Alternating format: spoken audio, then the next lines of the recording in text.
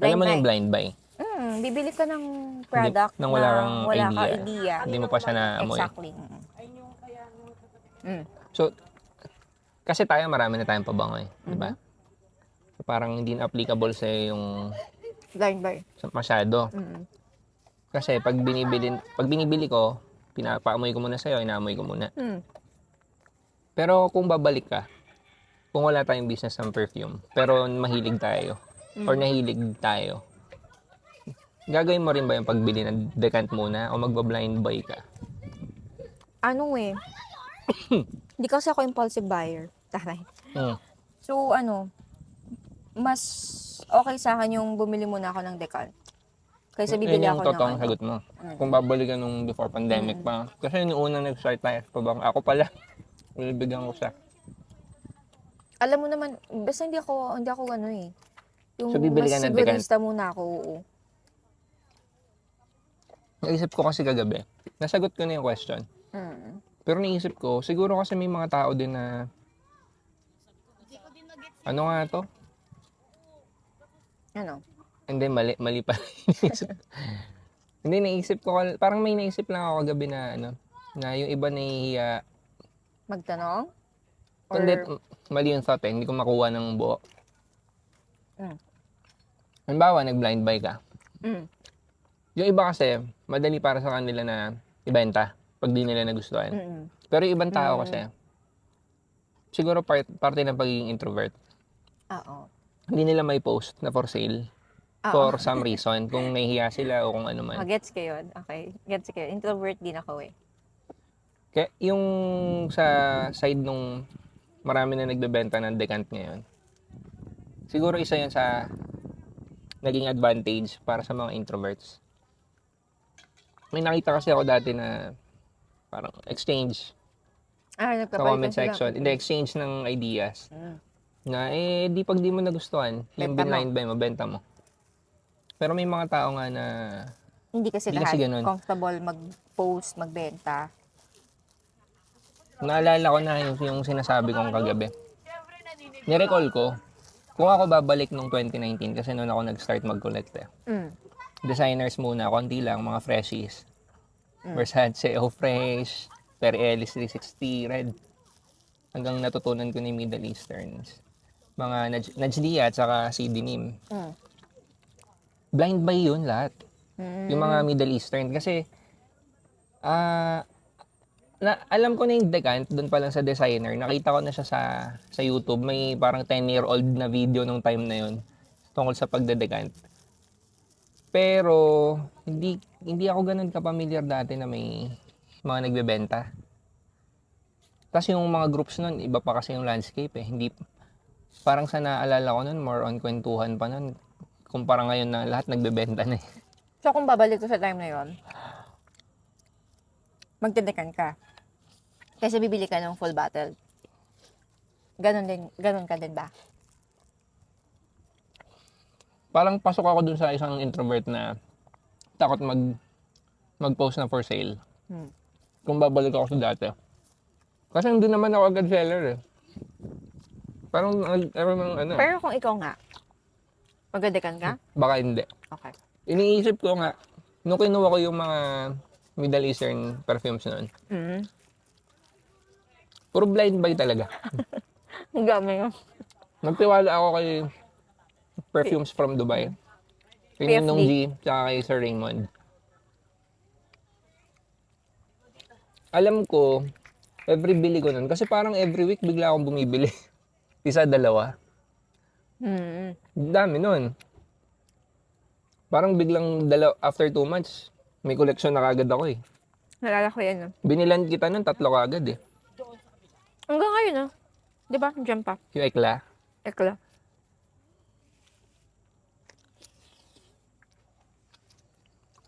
Pandora Sense Eclate.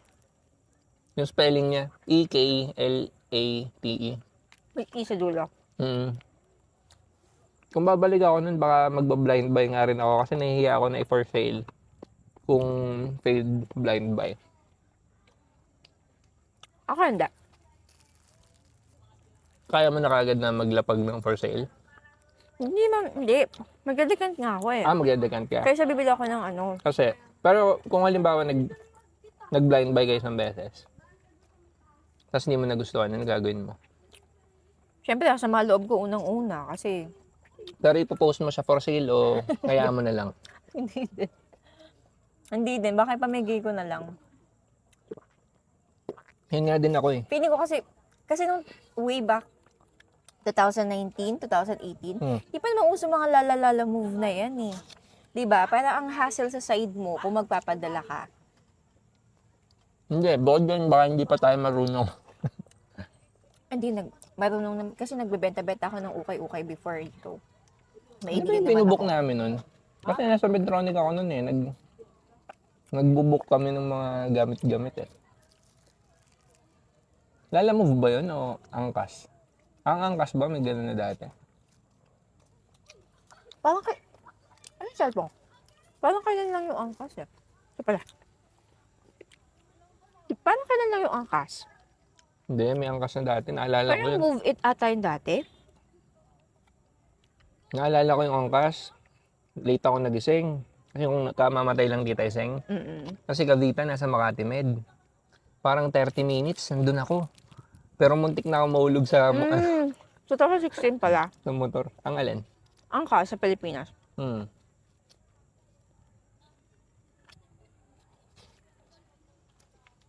So yun, balik tayo sa topic.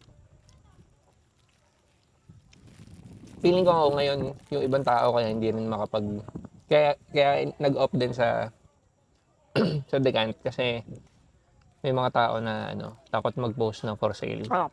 Kasama yun. Iniisip ko nun, hindi naman ako, ngayon kasi sanay na ako bagay mukha ko nga, binabalandra ko na doon sa social media. Pero yung dati, nakiki-comment lang ako, nagpo-post lang ako. Nagda-lurk ka lang sa group. Nag-start lang ako mag-post, parang pandemic. Sa groups. Di ba nag-deactivate ako matagal, tas pagbalik ko, sabi ko, kinuwento ko pa sa inyo, sabi ko, kung kailan pandemic, tsaka lumaki yung mga frag groups. Pero yun nga, Gusto kung mo na? kung ako, magdedekan talaga ako.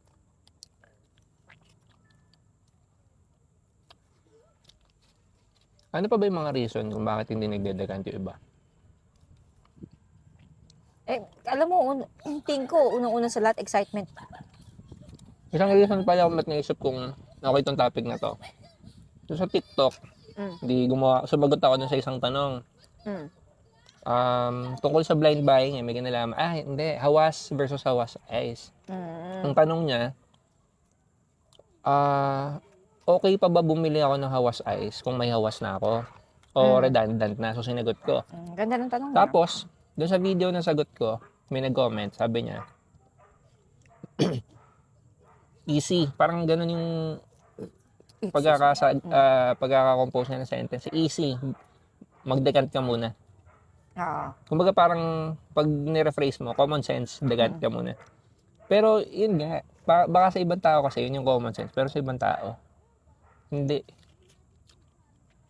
Tsaka kung ikukumpara ko doon sa experience natin sa Shopee, mas mabilis na madagdagan yung followers kapag may full bottles ka. Talaga? Walang binigay na tissue, no? Meron. Sabi ko sa'yo yun na may tissue. Kasi na nagdagdag tayo ng full bottles, mas mabilis na dagdagan yung followers natin eh. So, feeling ko mas malaki pa rin yung market ng full bottles kaysa sa decant lang. Sa akin, basta masinop ako sa ganyan. Ayoko yung basta bibili ka, tas hindi mo magugustuhan. Sayang din kasi yung pera. Diba? Para sure ka talaga na gustong-gusto mo yung bibilhin mo. Sa bagay. Pag Middle Eastern frag kasi, mura. Lalo dati, 1,000. 2,000 mahal na dati sa Middle Eastern frags. Ngayon lang nagkakaroon ng mga mas mahal na kahit 1 ml, brands. 2 ml na decan, sumubukan mo na lang. Sa bagay kasi magkakaiba rin yung capacity to buy ng mga tao. no? So, para sa iba, mahal na 1,000. Oo. Ito isa siya. May argument din kasi na hindi ka mapapamura sa decant, mapapamahal ka. Kasi pag kinumpute mo, yung binili mo mga decant, nakabili ka na ng isang full bottle. May nakikita ko yun sa groups eh. Ang ganda nung parang debate. May point din. Kasi totoo naman. Kapag tinotal mo yung amount na ginastos, mas mapapamahal ka sa decant. Para maamoy mo lang talaga, bumili ka lang ng small amount ng product. Yun yung kabilang argument na hindi mo kailangan bumili agad ng 10 ml para ano. Kung gusto mo lang talaga masubukan yung amoy and ma-judge mo kung okay siya sa'yo, 'di ba? correct, agree. Hindi, ito yung nakita kong post na sa group. Parang tig 2 ml or tig 3 ml yung decant niya. Tapos madami. Tapos parang sinabi niya doon kung magkano. Parang, kung di ako nagkakamali, 3K or 4K na yung total. Eh sa ganung halaga, di ba, makakabili ka na ng mga full bottles. Pero madami siyang subukan. Madami siyang nasubukan. Yun nga yung kabilang argument naman. Sabi din ng iba nag-comment. Hindi naman isang pabango lang yung Correct. decant na yun eh. Kasi kung nag-blind buy nga naman siya, Mas mamahal yung magagastos. parang 50-50 pala. Depende. Mas mapapamahal siya kung hindi niya gagamitin.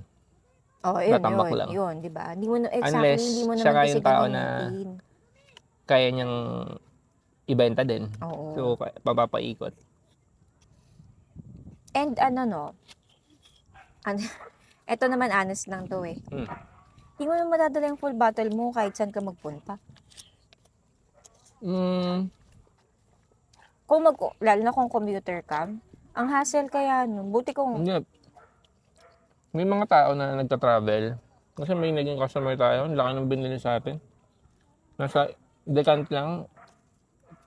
Less than 10K. Mga 9K, decant lang. Sabi niya, babiyahe siya sa ibang bansa. So, ayaw niya magdala ng mga full bottles. Pero iba kasi, yung sinasabi mo, nag-work, no-commute. Mas tipid para sa kanila isang full bottle kaysa mag-decant. Yun nga lang, kung alam na niya yung amoy. Yun nga. Kaya hindi talaga wise na.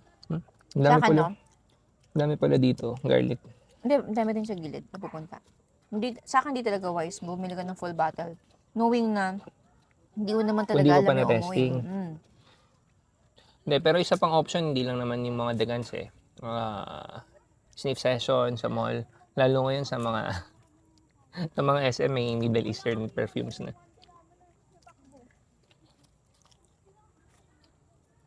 Pero hindi lahat comfortable makipag-sniff session. Isa pa yun. Ako hindi. Naiilang ako kasi sobrang dikit ng dikit sila, yung mga... Siyempre, trabaho naman nila yun eh. Sa mall? May mga mall na... Alam mo kung ano yung mga mall na mga mas mahal pa? Mas high-end? Yun pa yung mga hindi madamot sa pabango. Totoo. Sa Rustans, madami. Anong year yung pabalik-balik tayo sa look? 2023. 2023. May taon kasi na pabalik-balik kami sa SM MOA, no? Bili kasi ako ng bili ng makeup. Sa MOA, look. Bibili siya ng mga, makeup. Yung dami dong pabango. Mga Tom Ford. Mga Tom Ford. JPG, may Versace. May mga brand doon. May Valentino. Madami eh. Tapos libre coffee or tea. May lamesa. So, tumatambay ako doon. Sniff sesh. Medyo malone din pala doon, no? Tsaka pila. Pero, tsaka may Dior. Pero yung Dior talaga na store kasi yung pinuntahan namin. Pinaka na-enjoy ko doon yung Tom Ford eh. Yun, doon hindi sila madamot sa... Pero doon din sa Dior, sabi ko lang kanong branch, sa BOA kasi okay, di ba? Hindi din sila madamot. Kahit yung sa makeup, hindi madamot eh. Nagpa-open ako ng bagong... Saan yata? SM... Sa MOA yun. Ano yung sa Taguig? Aura? SM Aura, yung Dior.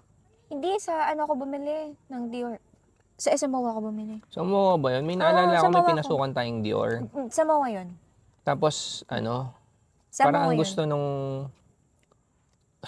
Ano bang tawag sa kanila? Mark, ano ba? O yung salesman doon, Oo. siya yung mag-spray sa akin. Ah, talaga? Oo. Na-off nga ako, lumabas agad ako doon.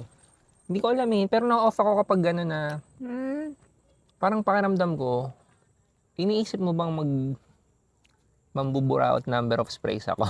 Parang gano'n yung naramdaman ko nun. Nandun ako. Sa makeup kasi, Ah, hindi yung may naman. binili ka na pang makeup. Oo nga, bumili nga ako. Sa Sa Dior MOA nga, yun? sa Mawar. Janitors naman sila dun sa akin. Bumili ka? Hindi pa ako bumibili nung time na yun. Sabi ko, gusto ko makita yung ganitong color. Naglabas sila ng bago. Okay. Pero yun yung naalala ko experience ko. Sa, ano ba yan? Sauvage? Yung linya ng Sauvage.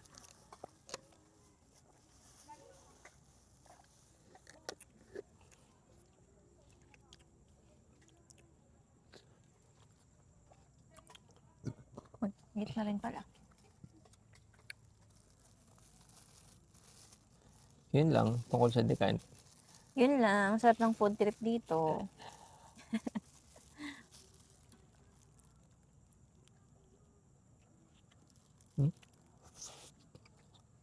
Yun lang yung ano ko sa ganitong cheese. Ang messy.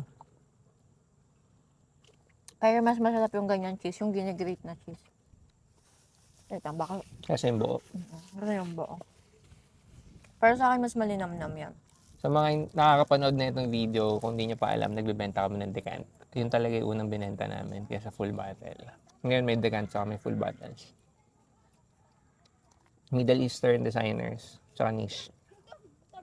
May Aventus, may Parfums de Marly, may Dior. O ba? May YSL.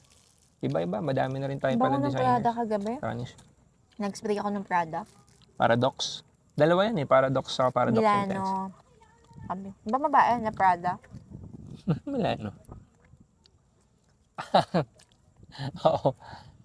Dalawa yun. Paradox sa Paradox Intense. Yung parang triangle na naka... dalawang Pero yung klase yun. pambabae. Pambabae ba pareho yan? Oo. Alam mo, actually, parang siyang YSL. Dahil white floral siya. And may naalala ko, hindi ko lang matandaan kung anong pabango ng Zara. Pero kaamoy na kaamoy niya. Hindi ko kabisado. Pero possible na siya yung ginagaya. Kasi yung mga possible. pabango naman ng Zara, ginagaya nila yung mga sikat True. na scent. True.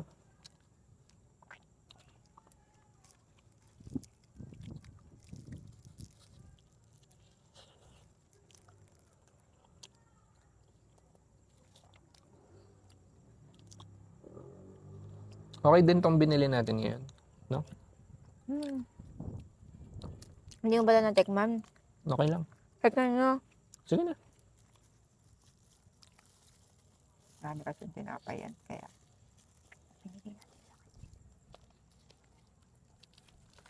Ayan. Siguro pag dumating na yung binili kong tripod, pwede pala ako mag-live dito, no? So may na internet. Kaya yun. Minsan kasi nag-LTE lang dito eh. Naka 5G sa akin pero 2 bars.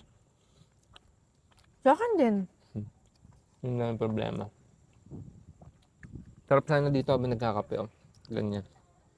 Kahit nakataas yung pa ako dyan. Gaano katibay ba yan? Mukhang matibay naman.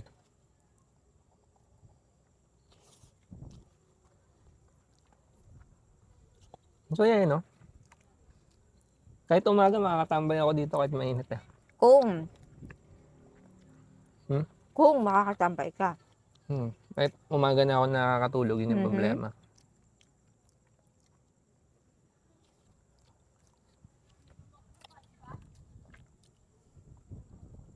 Sumasabay ka din ng oras ng ano ko eh. Pasok ko eh. Nababaliktad na naman yung body clock ko. Ayusin mo. Mahirap pa namang maano ang tulog. Makorek. Pag-usin ko, ang dami na messages eh. Yung iba, ang problema ko pa, yung iba natatabo na.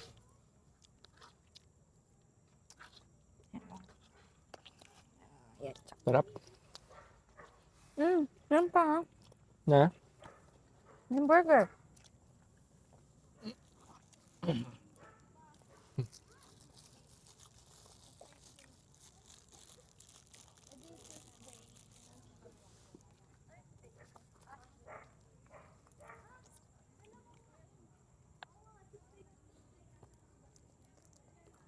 Sarap ang bawang.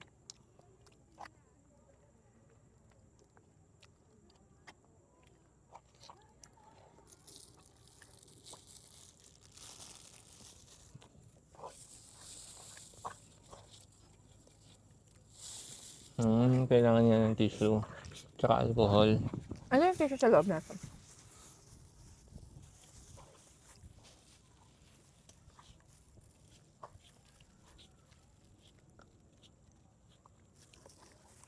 Kuha kong tissue.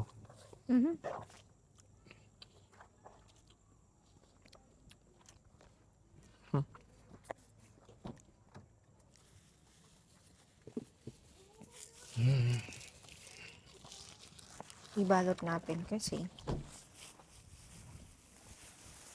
Tamay. Wala yung pusa ngayon.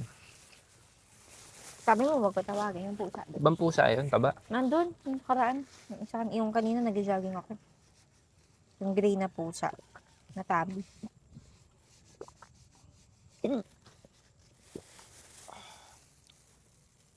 Hindi mayelo, no? Buti nga eh. Sa akin kasi sayang yung ano pagka may yelo. Mas Wala nang nakakatipid lasa. sila. Generous. Sa, Sa ano? mura lang yung syrup niyan eh. Parang syrup tsaka tubig lang to. Saka soda. Magkano? 40. 40 lang ba? Hindi na masama.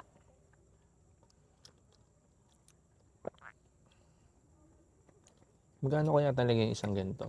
Yung presyo. Yung cost. Ito nga, sticker lang din sa kanila, no? Wonderland Ventures.